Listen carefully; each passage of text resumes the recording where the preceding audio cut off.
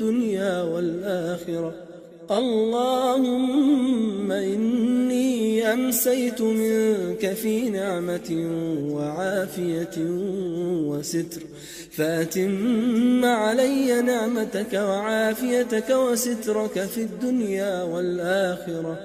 اللهم ما أمسى بي من نعمة أو بأحد من خلقك فمنك وحدك لا شريك لك، فلك الحمد ولك الشكر.